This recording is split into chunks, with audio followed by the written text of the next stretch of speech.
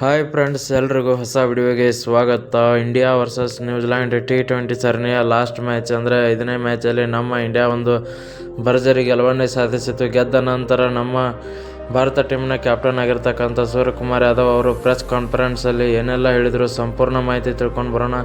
ಅದಕ್ಕಿಂತ ಮುಂಚೆ ನೀವು ಕೂಡ ಒಬ್ಬ ಭಾರತ ಟೀಮಿನ ಅಭಿಮಾನಿಯಾಗಿದ್ದರೆ ಈಗಲೇ ನಮ್ಮ ಚಾನಲ್ನ ಸಬ್ಸ್ಕ್ರೈಬ್ ಮಾಡ್ಕೊಳ್ಳಿ. ಹಾಗೆ ಪಕ್ಕದಲ್ಲೇ ಇರೋ ಬೆಲ್ ಐಕಾನ್ ಮೇಲೆ ಆಲ್ ಅಂತ ಕ್ಲಿಕ್ ಮಾಡ್ಕೊಳ್ಳಿ. ನಾವು ಯಾವುದೇ ಹೊಸ ವಿಡಿಯೋ ಅಪ್ಲೋಡ್ ಮಾಡಿದರೂ ಮೊದಲು ನಿಮಗೆ ನೋಟಿಫಿಕೇಶನ್ ಬರುತ್ತೆ.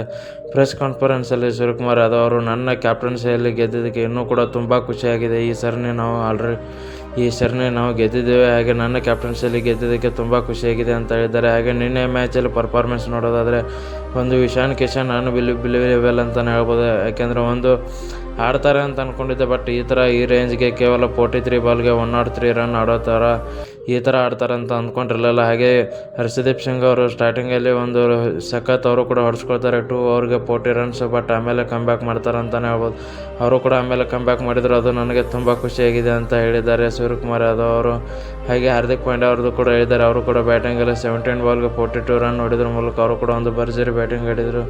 ಹೀಗಾಗಿ ನಮ್ಮ ಟೀಮ್ ಇಂಡಿಯಾ ಒಂದು 272 ರನ್ ಟಾರ್ಗೆಟ್ ಸೆಟ್ ಮಾಡೋಕ್ಕೆ ಒಂದು ಅನುಕೂಲವಾಯಿತು ಅಂತ ಹೇಳಿದ್ದಾರೆ. ಹಾಗೆ ನಮ್ಮ ಟೀಮ್ ಇಂಡಿಯಾ ಬ್ಯಾಟಿಂಗಲ್ಲಿ ಆಗಿರ್ಬೋದು, ಬಾಲಿಂಗಲ್ಲಿ ಆಗಿರ್ಬೋದು ಎಲ್ಲ ಕಡೆ ಸ್ಟ್ರಾಂಗ್ ಇತ್ತು. ಹಾಗೆ T20 ವರ್ಲ್ಡ್ ಕಪ್ಪಲ್ಲಿ ಅಷ್ಟೇ ನಾವೇ ಗೆಲ್ಲೋದು ಅಂತ ಹೇಳಿದ್ದಾರೆ. ನೋಡೋಣ. ವಿಡಿಯೋ ಇಷ್ಟ ಆಗಿದ್ದರೆ ಲೈಕ್ ಮಾಡಿ, ಶೇರ್ ಮಾಡಿ, ಸಬ್ಸ್ಕ್ರೈಬ್ ಮಾಡ್ಕೊಳ್ಳಿ. ಇನ್ನಷ್ಟು ಸ್ಪೋರ್ಟ್ಸ್ ಅಪ್ಡೇಟ್ಸ್ಗಳು ನಮ್ಮ ಚಾನಲಲ್ಲಿ ಬರ್ತಾ ಇರ್ತವೆ.